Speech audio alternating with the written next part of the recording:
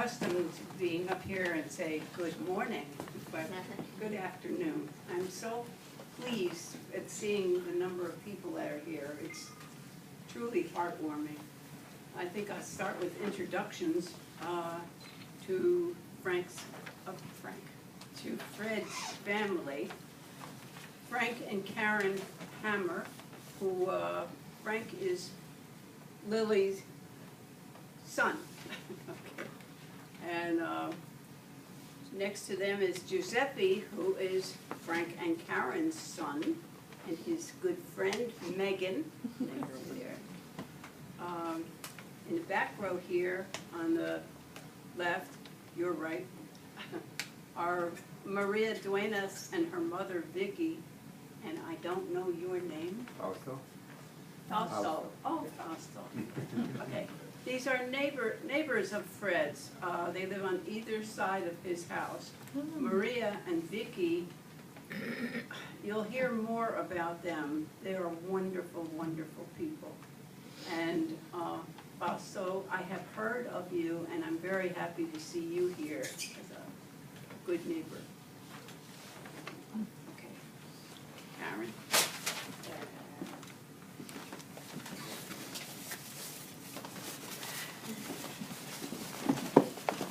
Sorry, I have to get my glasses.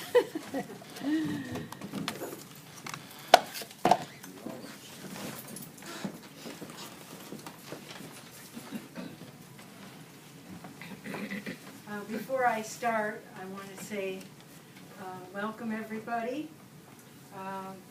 The program that you have, the birds on it were drawn by Fred. And so I thought it was fitting to put them on there. It's a little doodles that he used to do. And the piece I'm going to read is a piece that both Fred and Lily had on their TV that rested on their kitchen table, which is where they spent a lot of time. And so it was significant to both of them. It's called May I Rest in Peace. And it's written by Yehuda Amakai, who lived from 1924 to 2000. May I rest in peace. I, who am still living, say, may I have peace in the rest of my life. I want peace right now while I'm still alive. I don't want to wait like that pious man who wished for one leg of the golden chair of paradise. I want a four-legged chair right here, a plain wooden chair. I want the rest of my peace now.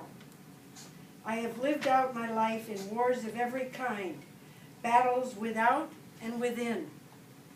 Close combat, face to face, the faces always my own. My lover, face, my enemy face.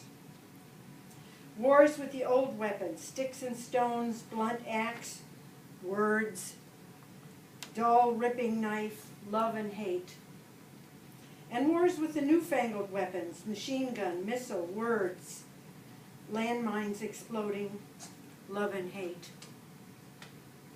I don't want to fulfill my parents' prophecy that life is war. I want peace with all my body and all my soul.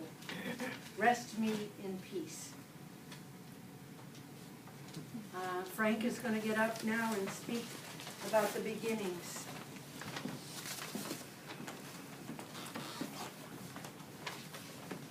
Pleasure to see you, and I think I recognize some faces that I've seen before when I attended your services.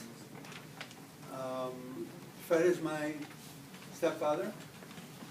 We entered each other's lives in some serious kind of way when I was 16, and I've shared a terrific life with him till he died at the age of 88. He was born in 1926 on January 19th.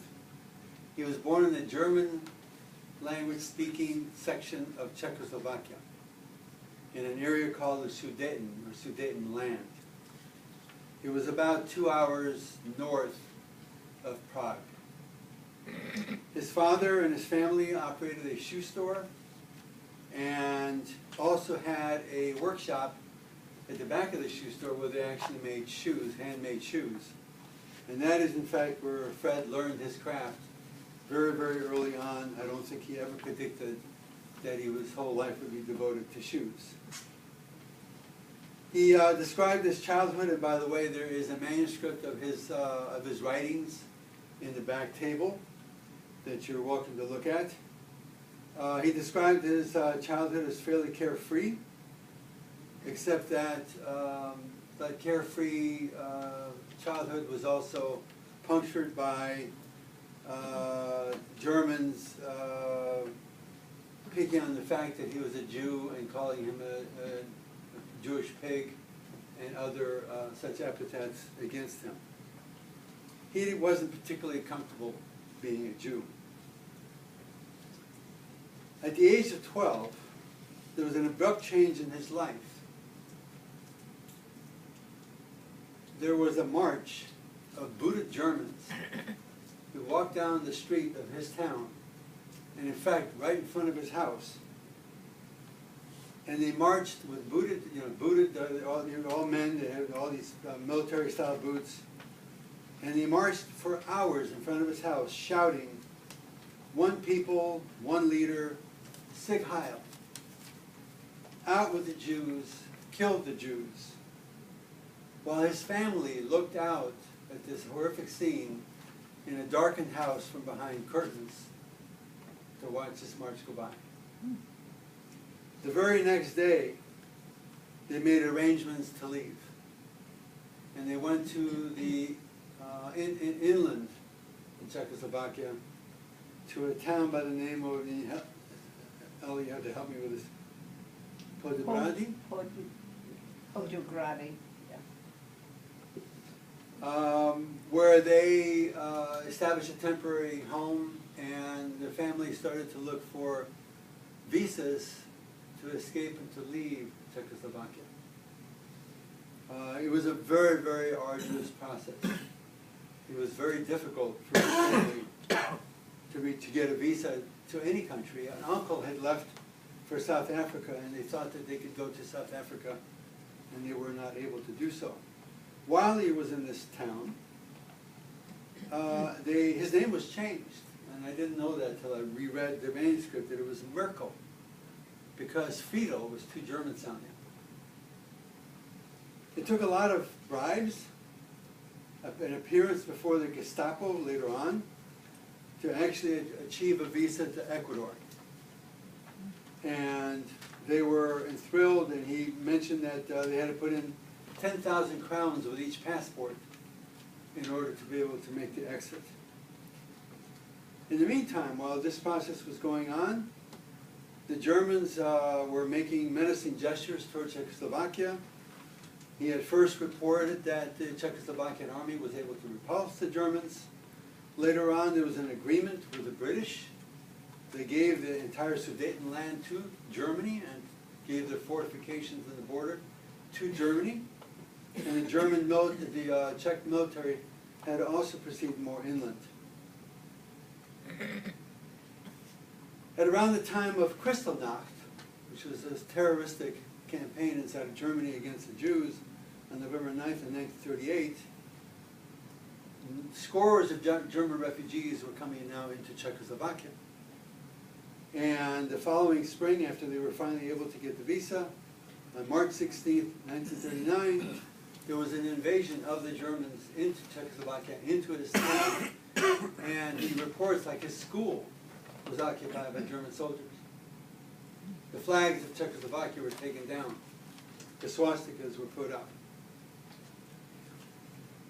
They managed to flee, and they took trains and cars to the French coast, a 20-day ride on a ship to Ecuador. Ecuador was the only country that was willing to accept them.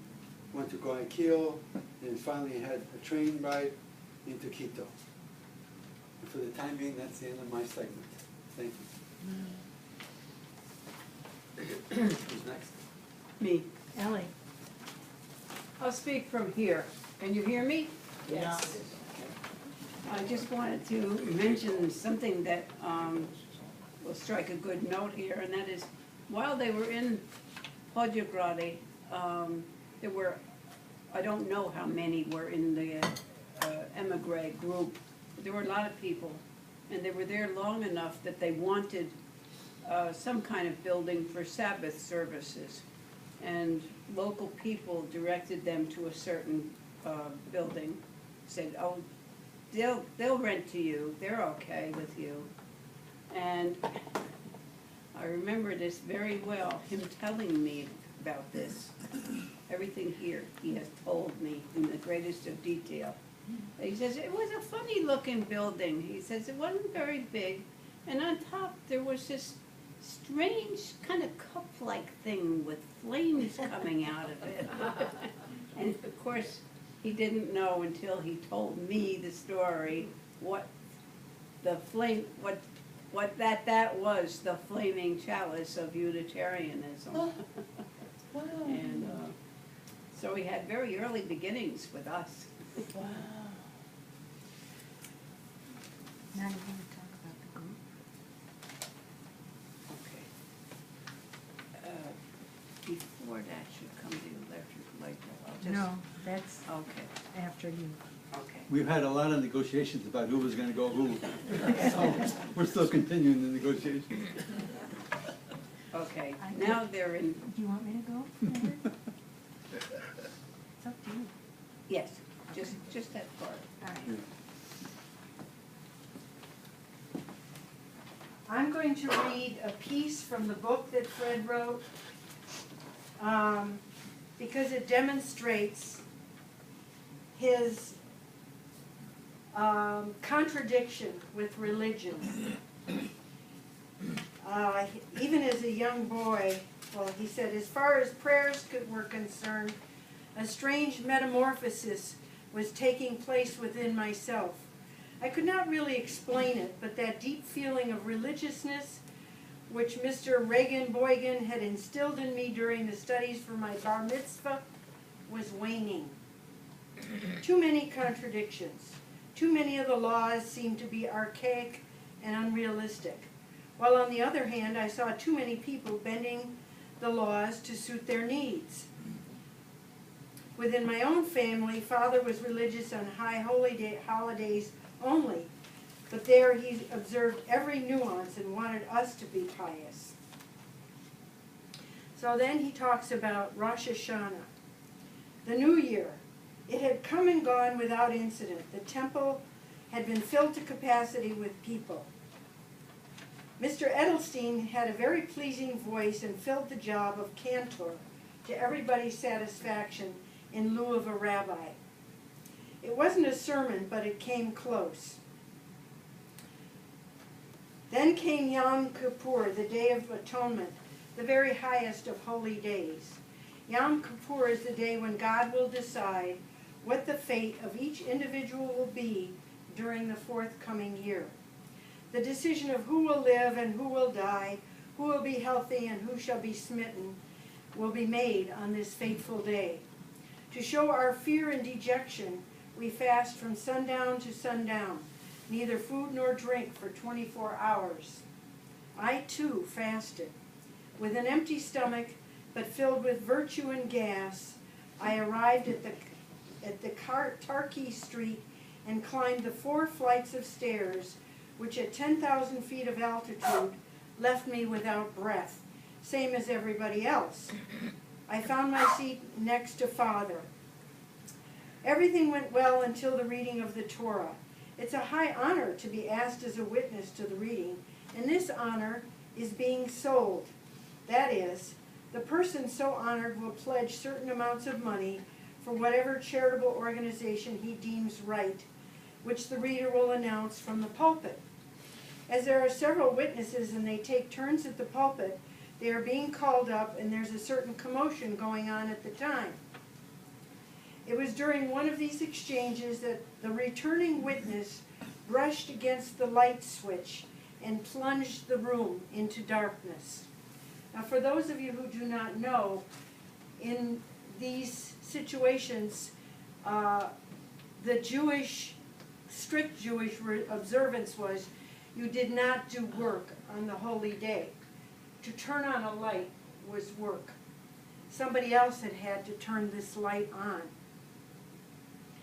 So, okay, the light went off. Even the eternal light over the ark had been on the same circuit and was out. Consternation. To turn on the light switch was unthinkable. Religious and Orthodox Jews wouldn't do such a thing on a plain Shabbat, let alone on Yom Kippur. What to do? The wise men got together and came to the conclusion that the youngest in the room should go down to the street, fetch an Indian or someone not Jewish to turn on the lights. It so happened just then that I was the youngest in the room. 4 flights of stairs down, find someone and ask him to come to turn on the light. How about paying? Can you do that on Yom Kippur? Tell him that you will pay tomorrow. Wouldn't it be much less work if I did that and I turned on the light switch? Heretic, what are you, a goy? A goy is a non-Jew. The lights were burning, but everybody was upset. Even Father was livid and pinched my arm. Have you no respect? He whispered. In spite of the fact that the lights were burning now, oh, wait a minute.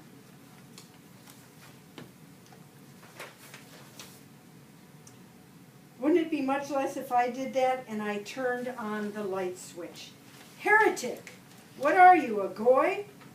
Well, the lights were burning, but everybody was upset. Even Father was livid and pinched my arm. Have you no respect? He whispered. In spite of the fact the lights were on now, they did not seem inclined to resume the service, but rather to let me have it on account of my unheard of behavior. That did it. Something inside me snapped. I went to the light switch and turned it off and quietly left the temple.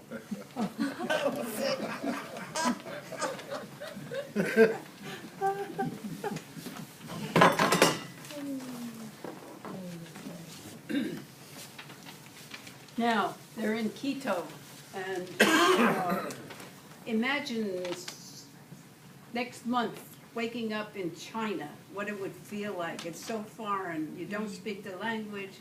Nobody knows what you need or want. You don't know what they need or want or are interested in.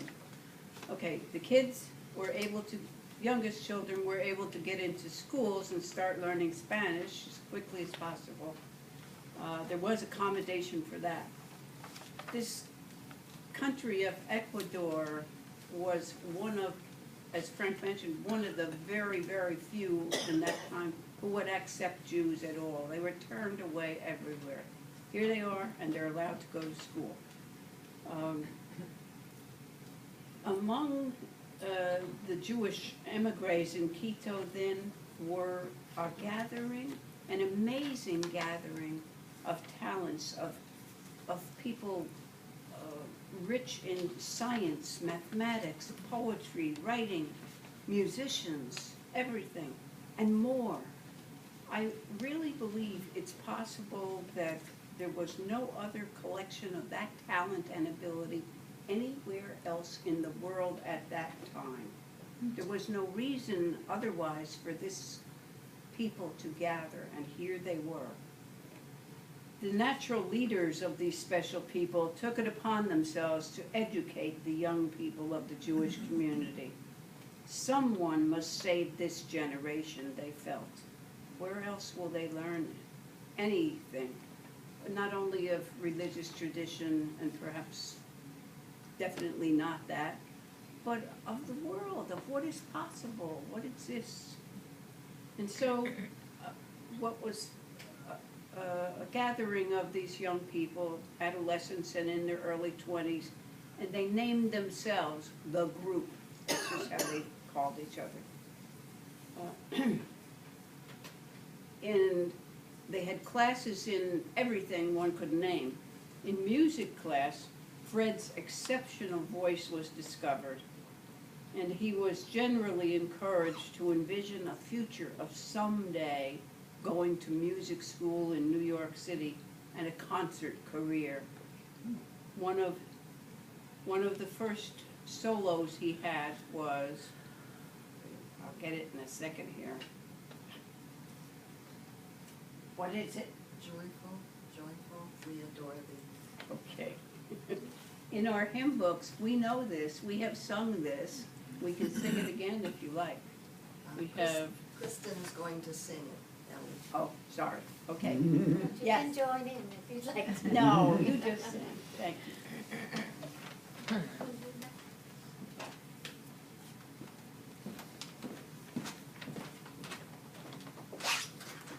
It's number 29 in the hymn book, if anyone would like to join.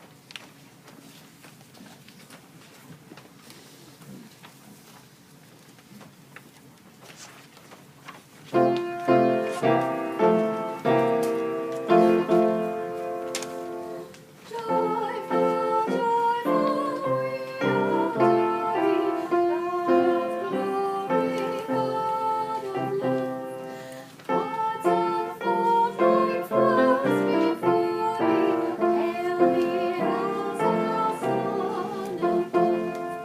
Help the clouds of sin and sadness, drive the pain of doubt away. Giver of immortal gladness, fill us with the joy of day. All our works rejoice around me, earth and heaven reflect Thy rays. Stars and planets sing around me, center of unbroken praise. Field and forest, vale and mountain, blossoming meadow, flashing sea, chanting bird and flowing fountain, all us to rejoice in Thee. Thou art giving and forgiving, ever blessing, ever blessed. Wellspring of the joy of living, ocean depth of happy rest. Ever singing, march we onward, victors in the midst of strife. Joyful music lifts us onward in the triumph song of life.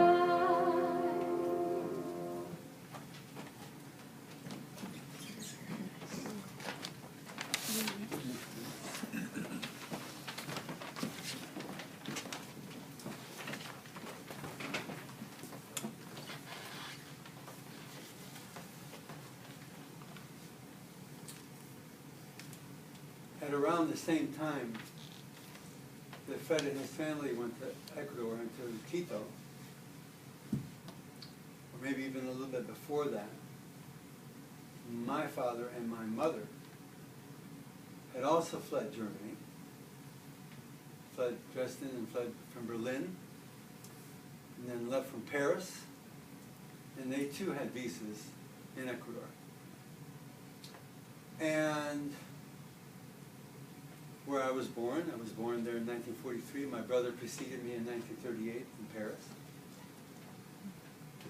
And it was because of me that my mother and Fred met in Quito.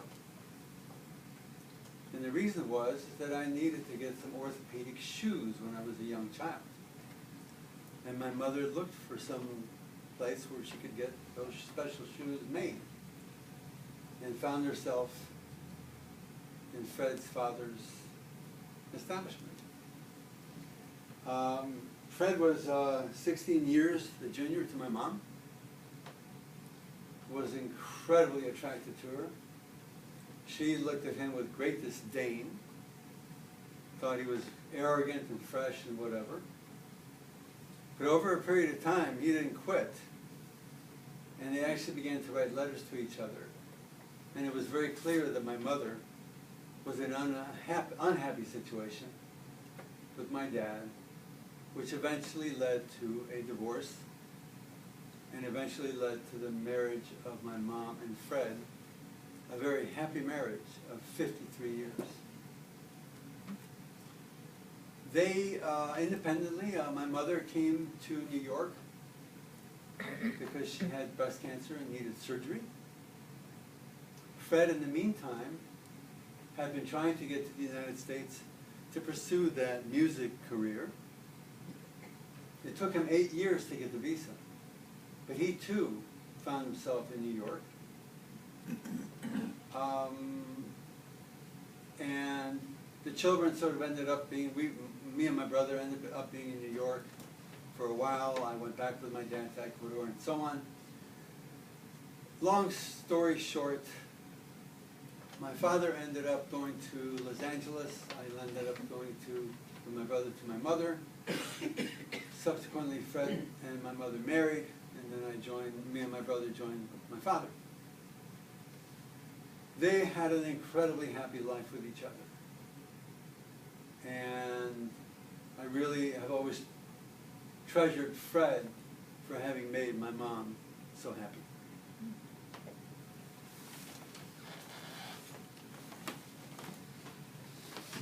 It doesn't matter whether we get every single piece of this in the right order. I'll pick up. All right, Fred gets his visa to New York, and the group, okay, who all these well-known people in other days had many connections in New York, and you had to have a sponsor in order to come to the United States. So one in the group found a friend or a relative of his in New York City who sponsored Fred and gave him a place to live. I don't know what that person did for a living, but they found Fred a part-time job. Oh, he was accepted into 2 or 3 music schools, chose one. It was not Juilliard, but it was as good as. He was having a wonderful time. Meanwhile, he had to work a little. He was the only one who ever worked in a factory on the Lower East Side, making pocketbooks, who was driven to work in a limousine every day and picked up. I had to tell that part. Okay, meanwhile, he's singing.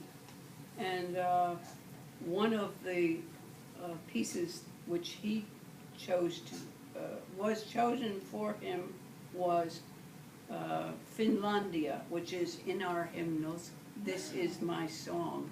And I think we know that pretty well. Little did he know that someday he'd hear it here. And we're going to, What page is It's number 159.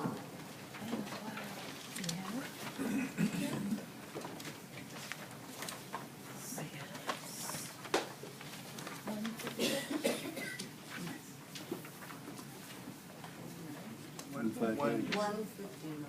159? yeah. Yeah. 59.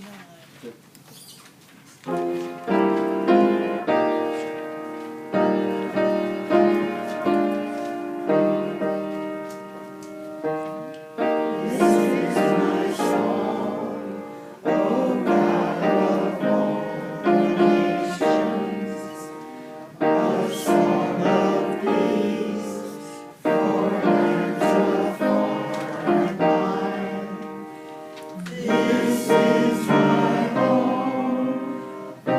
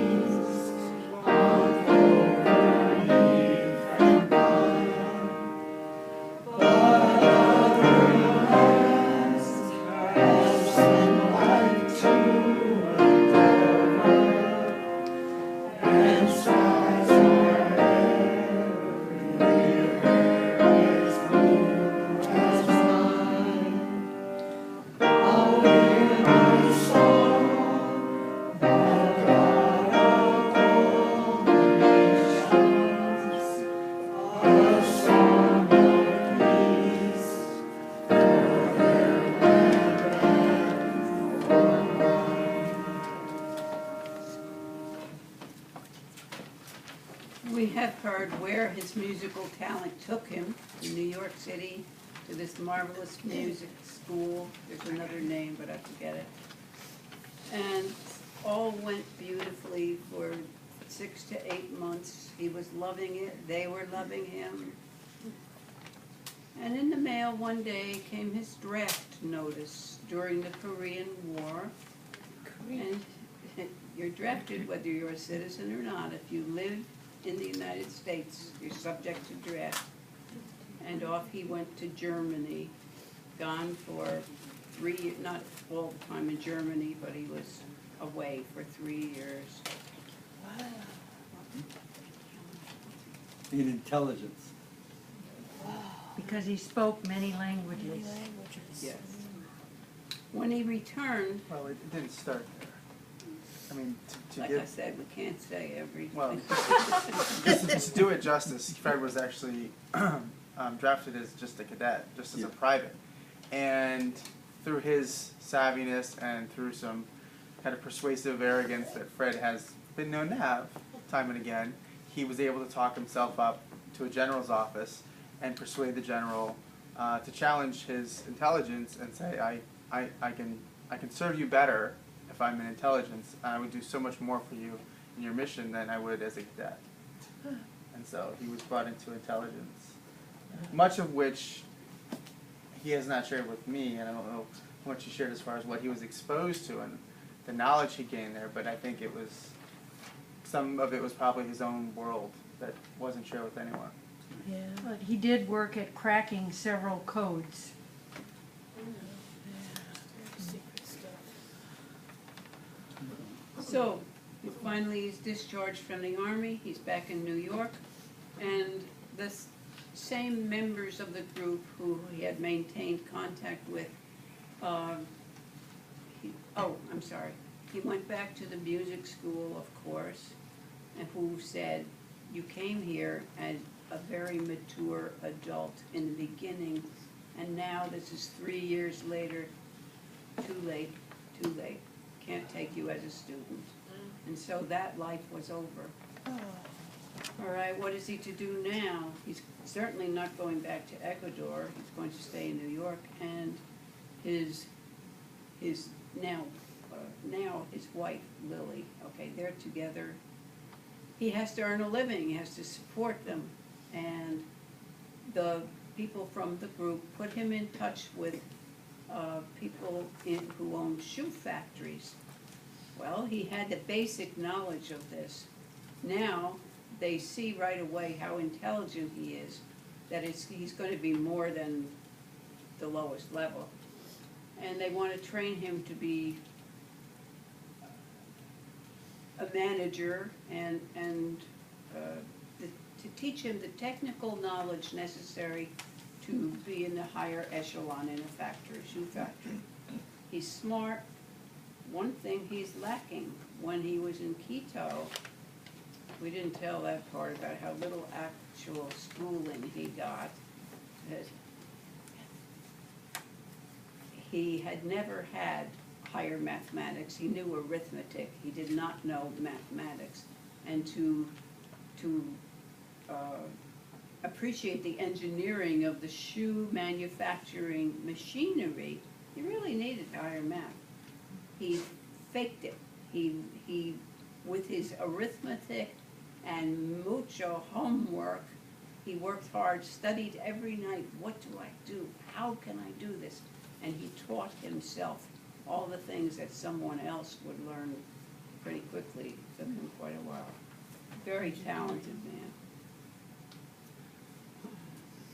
man. At one of the tables, you can see the tools of the trade, and I've already referred to the other table. This table here has different photos of the family and calendars, as well as paintings by his wife Lily. I want to mention that when Fred was employed at the level of manager, he troubleshot and went around to different factories to find out how to make the production run more smoothly. And finally, he was given an assignment in Mexico City, and he and Lily moved there from New York and spent 2 wonderful years there. They loved it. She then began her career in painting at the age of 60. She started painting in Mexico City and did not stop.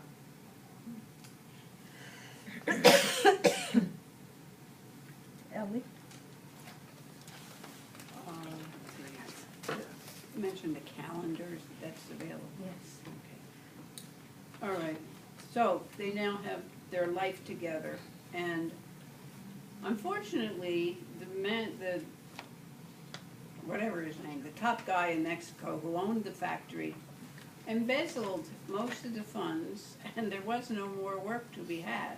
They had to leave and come back, and never mind how, but they wound up living in East Windsor, New Jersey. And I think that was about 1972. Okay, so they lived there. Fred is commuting to New York to work every day. He found work there. And he also, part-time, was teaching shoe design at the Fashion Institute of Technology, which is a fine school. Still. Okay. Now, in 1979, I moved to East Windsor, and I commuted to work in New York. And actually, on the very first day that I began my commute, I was sitting in the front seat, which was the only seat left, and there was a man sitting next to me, and we both fell asleep. People usually do early in the morning on the bus, and suddenly, boom, we hit something. There was a little accident. Nobody was really hurt bad, but it woke us up, and we spoke a few words to each other. I heard his accent, and I've always been attracted to people with accents. They know things I don't know. They've been places I haven't been. I want to know more. And so we conversed, and he told me where he was from. You know, not the whole story, of course, but what he was doing. And for the next 10 years, we shared our bus ride every morning, and that was about 2 hours, and many times the ride home also. A few years into that ride together, I said, okay, I know what you do in New York. I know all that. I've learned about some of your family, you know. What I really want to know is, what was it like to be a teenager in Quito, in this strange place, you know? What memories do you have that are dearest to you? It wasn't all a learning experience. And he said the name. Maybe our friends here who are Hispanic can tell me the One Ecuadorian. yes? For the president of Ecuador. What would be He the told me one time with some history about Galo Plaza. He spent a lot of time with Galo Plaza. He was the president of Ecuador, and he likes the horse sport. oh yes, Yeah, of he course. told me something about it. I don't know For if you... what I'm going to tell about, I need a name of, what will you call the police, Chapa. nighttime police? They wander around the city. Garda? I don't know. Chapa. Chapa. Okay, we'll call it Chapa. You know, Fred is very funny, and Yeah. we have a lot of histories All right. about him. He says, Because when I meet him, I asked, yes, I moved. I am neighbor with Fred. And I say, hey, my name is Fausto. And he told me I am Fred.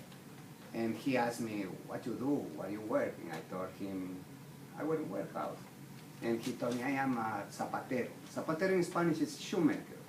But in Ecuador, zapatero is not a really good profession, you know, it's no make money. He tried to live when he says zapatero. And a lot of things with Fred.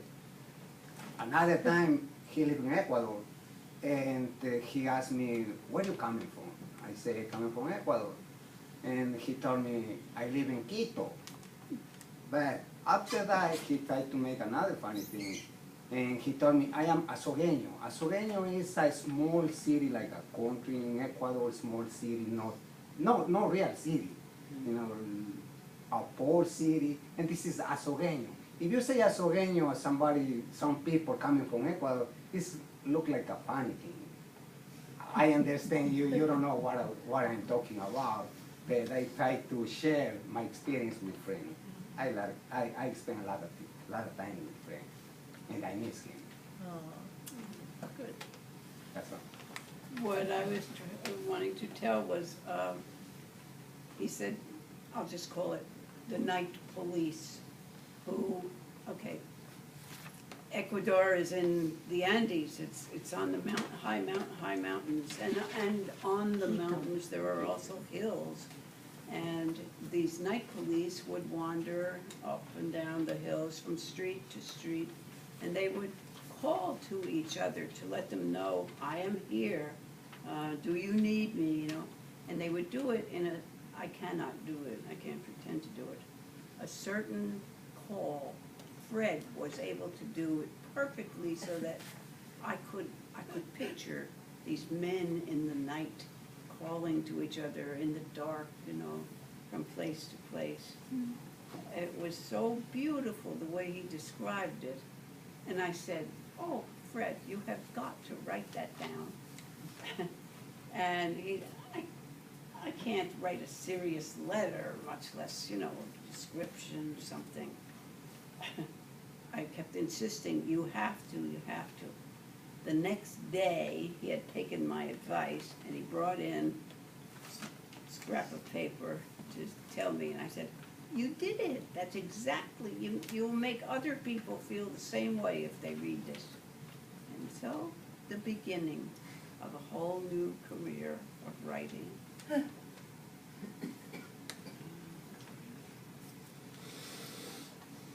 Wow, are we here already? Yes, then in 2005, Fred's one true love, Lily, passed on. And he was very destitute, he was very depressed, and Ellie knew this, and she spoke to him. I guess I was very good friends with Lily also, and how I got to be friends with her, I have to add a little bit, was, okay. I said to Fred one morning, I said, you know, you talk about Lily so, she sounds so interesting, and this painting, I would love to see some of her paintings. I said, is there a possibility we could meet? You know, this is about 3 years into our discovery of each other. And he says, well, I'll see.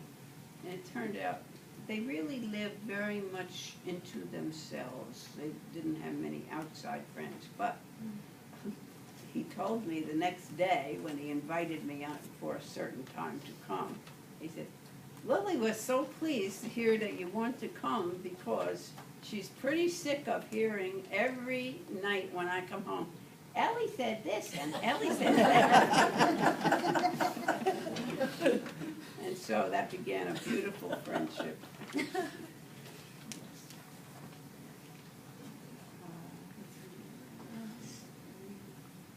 So Lily passed on, and Fred was. Okay, yes. I was dear friends with Lily, and eventually Lily died. And Fred was in poor health then, not like we knew him, but the beginnings of the whole thing. He, I don't want to go into that part. Right. Okay, but he needed help. He needed some, you know. And I was going about 3 times a week. I would bring him lunch and I would visit with him and I'd try to tell him funny stories and encourage him to talk. And meanwhile, back at the ranch, I have a disabled daughter and a disabled sister. I'm needed at home. I can't really spend all this time with him. And I thought, oh, what to do. And one day, in the parking lot in front of his house, he lived in a townhouse, rows of houses. Okay. This lovely woman got out of her car and came, and she said, oh, I know you're a friend of Fred's. And my name is Maria Duenas. And we know Fred, we like him very much. We knew Lily, we liked her. And, well, anyway, I'm not gonna go into every word of it. So she then tells me, I think this was in May of that year, whatever year, and that she is a teacher's aide. And now, next month is June. As of June, they'll be off for the summer, and she would like a job. She's just making conversation. I said, put my arm around her. I said, oh, and she had told me that she had been a home health aide, and I forget the other things, wonderful things. And I said, sweetheart, you've got a job if you want it.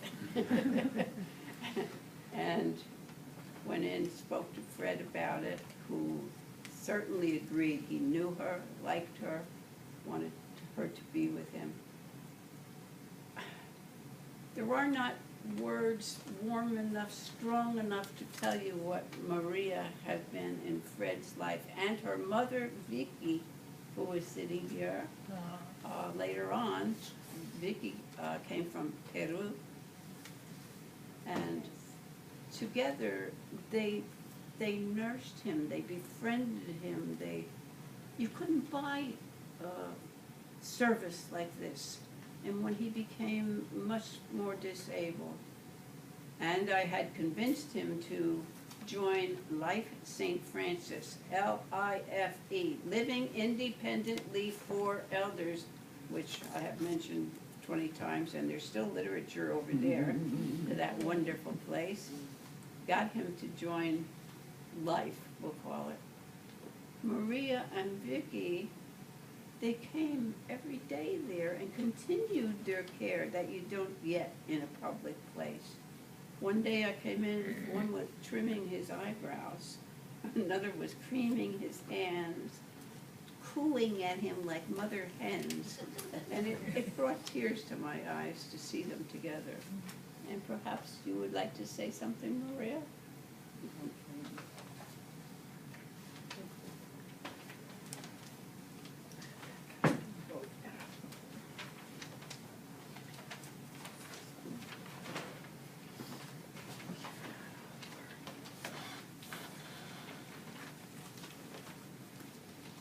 I met Fred 14 years ago. What I remember most about him and his wife. Can you speak up? Okay. Or use the microphone that's right there. Let me try. Okay, when I met Fred 14 years ago, what I remember most about him and his wife, when they came out in the afternoon to sit outside to delight the weather. And they made me change my routine with nice conversations that I enjoyed, and at the same time made me enjoy the weather at that moment. With the passage of time, I no longer saw Fred because he was accompanying his wife with love, and did not see him much until his wife died. We felt worried about him, but he was still strong. The years kept coming, and I began to see Fred a little slow because he was overweight. Me, my mom, and his friend Ellie, we talked seriously about that. He had to change his diet. It was difficult because he didn't want